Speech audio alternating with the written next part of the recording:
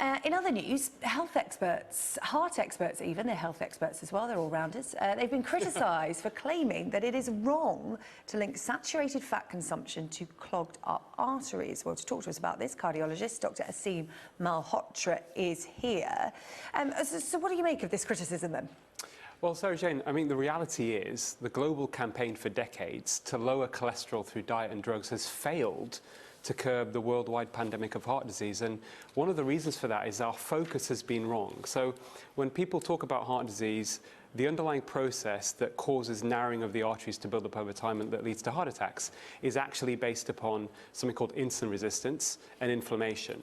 Now, how do you tackle that? Well, actually, the way of tackling that are through simple lifestyle measures. So it's a healthy diet, one that's low in refined carbohydrates and sugar, high in healthy fats, such as olive oil and nuts, etc.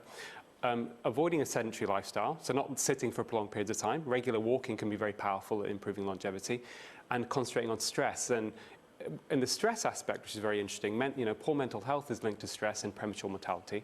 And we've seen recently members of the royal family, led by Prince Harry, actually championing this cause. So this is where the focus should be, and 80% of heart disease can be combated if we concentrate on lifestyle, as opposed to focusing solely on lowering cholesterol through diet and drugs. How dangerous is it to have conflicting opinions from different health experts? Because the public are going to start to worry about where they can trust their information to come from. Sure.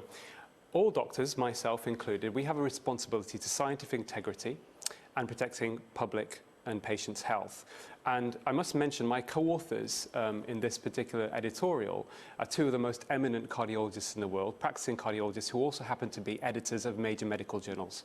Professor Rita Redberg in America is editor of JAMA Maternal Medicine, and Pascal Myers, editor of BMJ Open Heart. So we are sticking to the science, but you're absolutely right. We don't want confusing messages out there, but the reality is the reason we're not combating heart disease is because there are very powerful vested interests, a multi-billion-dollar industry that perpetuates or profits from a message that focuses purely on lowering cholesterol, either through diet or drugs, that also, sadly, have co-opted influential scientists, universities, and even charities. So the establishment, unfortunately, need to really evolve and move on, because they are putting out messages which are based on half-truths and misleading information. And we want to actually make sure we make real progress in combating heart disease.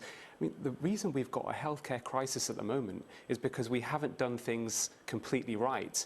And poor dietary advice, or the wrong dietary advice, health policies that don't encourage people to have healthy lifestyles are at the very root of this. Yeah. Just before we let you go, and it's interesting you talk about the crisis sort of in the NHS, what do you make of Labour's announcement today that it would offer pay rises to NHS staff?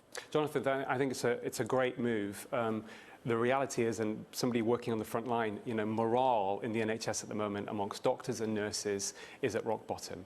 And, improving the pay certainly will help improve that morale. And we have a recruitment and retention crisis at the moment. And we know that staff shortages are linked to excess mortality. So the approach should be that we have to look after our staff, doctors and nurses. And only then can we truly give quality care to our patients. Okay. Thank you very much indeed for your analysis. Aseem Malhotra, cardiologist. Thank you. Thank you. I always feel so guilty when he comes in, when he starts talking about sugar and carbohydrates. And Because what have you had for breakfast? Well, I haven't had anything yet, but I know what's in my bag. Yeah, and you're really good at the exercise bit, haven't you? You've got to worry about the exercise.